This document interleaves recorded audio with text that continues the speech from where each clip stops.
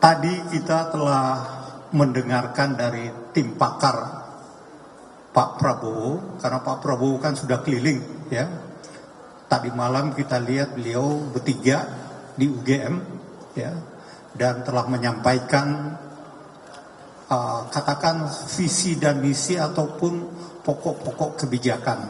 Nah, tadi kami telah mendapat masukan dari tim Pak Prabowo ini ya, atau tim pakar dari Gerindra, ada 17 program prioritas ya. Kemudian ada 8 program cepat yang harus selesai lebih awal, mungkin lebih kepada program 100 hari ya biasanya. Kemudian ada 45, jadi filosofinya 17, 8, 45. 45 adalah para pakar yang mengawaki ya, untuk bagaimana membentuk konten. Nah, konten-konten yang dibentuk ini tentunya kita sudah sepakati tadi. Pertama, konten itu tentunya harus relevan. Jadi kondisi kekinian bangsa Indonesia harus tergambarkan dalam konten tersebut ya. Kedua, konten yang kita akan sampaikan juga harus bernilai, harus punya nilai ya. Punya nilai jual, nilai penerimaan dari konstituen. Karena memang yang kita akan jual adalah pasangan presiden dari Pak Prabowo ya, dari Koalisi Indonesia Maju. Artinya kita ingin merebut hati ya dan pikiran dari rakyat Indonesia untuk bagaimana memilih Pak Prabowo dengan insya Allah dengan pasangannya sebagai presiden masa bakti 2024-2029 nanti ya. Itu, dan yang tentunya yang kita harapkan juga dari apa yang kita sampaikan konsisten. Jadi pertama relevan sesuai dengan kondisi kekinian, kedua bernilai, ketiga konsisten. Artinya dari tataran strategis sampai tataran operasional itu narasi yang dibangun sama, dan dari waktu ke waktu tentunya itu sama, tidak berubah-ubah, tetapi tentunya ada rel-rel yang harus disebut. Kemudian apa produk yang kita harapkan dari ini? Kita harapkan produknya yang diharapkan dalam waktu tidak berlama, karena gini ya, tadi mungkin sudah dengar Komisi 2 dengan KPU telah menyepakati bahwa waktu pendaftaran calon presiden dan calon wakil presiden adalah tanggal 19 sampai 25 ya, 25 Oktober ya. Setelah itu akan ada tentunya itu termasuk verifikasi di situ. Setelah itu akan memasuki penetapan. 3 hari dari waktu penetapan, yaitu kira-kira 23 November sudah mulai kampanye. 26 itu sudah penetapan ya. 28 mulai kampanye. 28 artinya waktu sudah sangat mendesak, sehingga pokja konten ini memang dikejar kita ya untuk menghasilkan produk-produk yang berkualitas. Nah, digunakan apa produk-produk ini? Kita juga sudah sepakati tadi. Pertama, kita gunakan untuk penyusunan visi dan misi. Ya. Karena sebagai calon presiden dan calon wakil presiden, kita wajib menyodorkan atau menyampaikan visi misi pasangan ini ke KPU.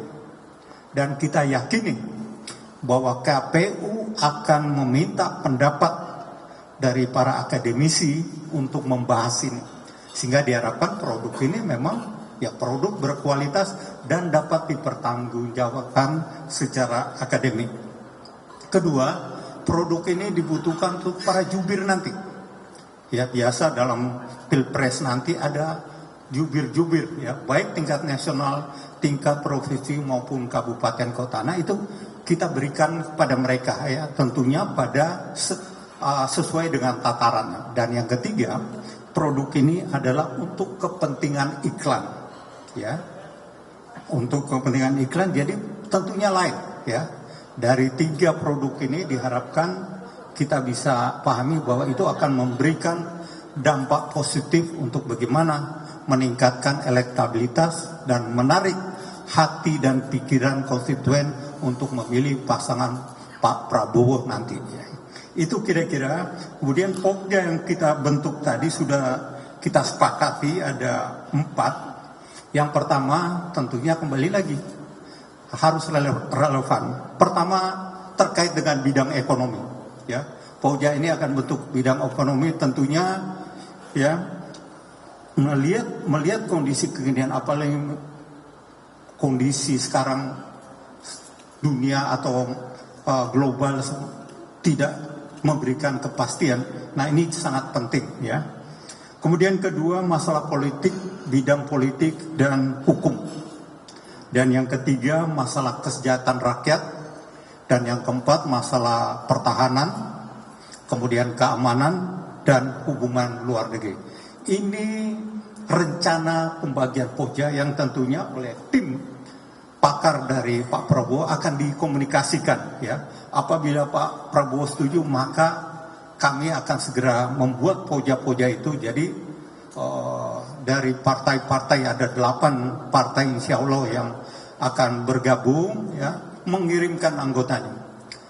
Tadi saya sudah jelaskan dari yang ada saja sekarang ada profesor, ada doktor, tentunya dengan bidang ilmu masing-masing, dan kita harapkan juga, ya, dari partai terutama di parlemen bisa mengirimkan kader-kadernya untuk bergabung, ya mungkin katakan siapa yang dari Komisi 1, siapa yang dari Komisi 2, Komisi 3 sampai dengan Komisi 11. Karena mereka ini yang setiap hari mendiskusikan dengan mitra masing-masing masalah kebangsaan ini.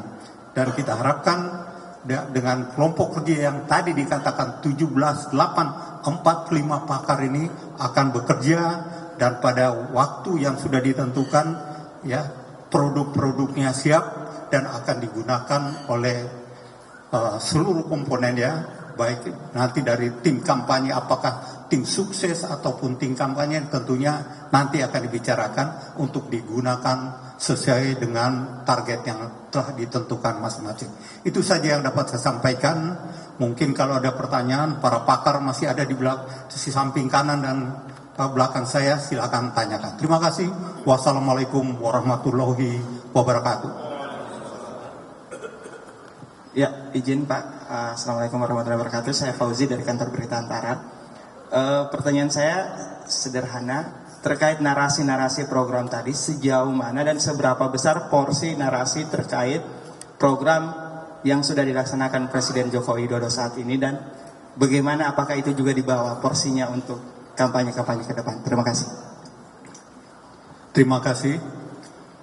Kita sering mendengar, mungkin pertama kita dengar saat deklarasi saat Golkar, kemudian PAN bergabung, beliau sampaikan program yang diusung oleh Pak Prabowo adalah program kelanjutan dari program Pak Jokowi. Artinya fondasi utamanya adalah apa yang telah dibentuk oleh Pak Jokowi, ya. Kita tinggal lanjutkan. Seberapa besar nanti tentunya Pokja ini akan menyusun prioritas-prioritas, karena tadi kita ada 17 program prioritas, ya. Akan dilihat bagaimana, apakah lebih kepada bidang ekonomi dan lain sebagainya. Kita akan lihat situasi yang akan menentukan, karena memang narasi yang harus dibangun, saya katakan tadi, harus relevan. Kira-kira demikian.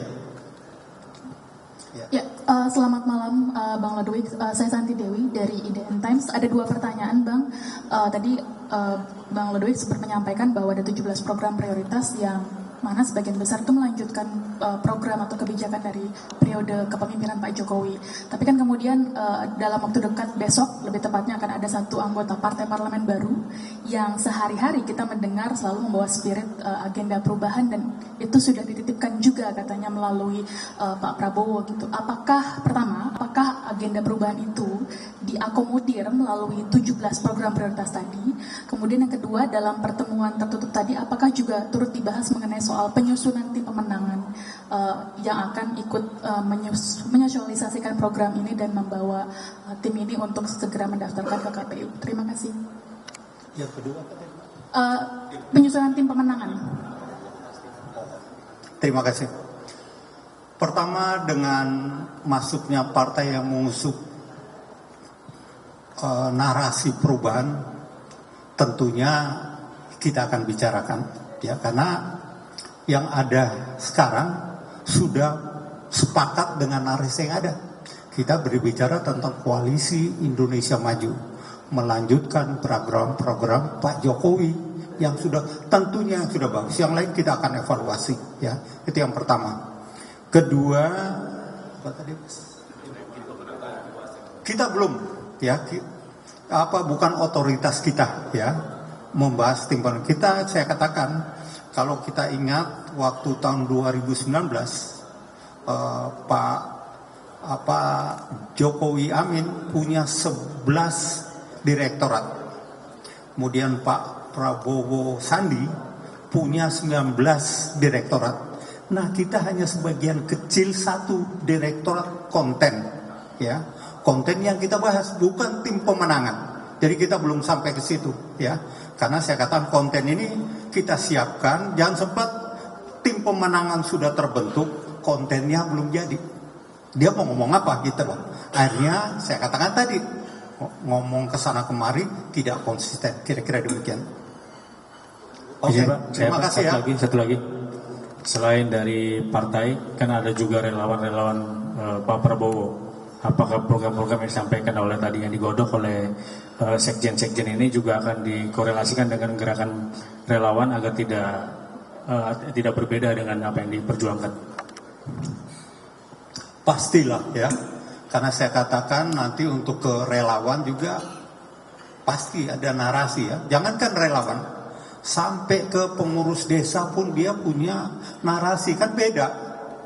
Kalau kita lihat Pak Prabowo bicara apa, nanti jubirnya nasional seperti apa, tingkat provinsi apa, kabupaten kota apa, kecamatan, sampai ke pimpinannya. Tadi Pak Edi sudah membahas, ya, bahwa itu tentunya yang lebih kena ke rakyat, ya. Ya, itu saya katakan harus relevan. Kita ngomong ke akar rumput. Masa kita berbicara angka-angka kapas, tetapi hal hakiki yang mereka butuhkan itulah yang kita sampaikan. Dan insya Allah tentunya bisa dilaksanakan. Demikian. Terima kasih ya. Wassalamualaikum warahmatullahi wabarakatuh.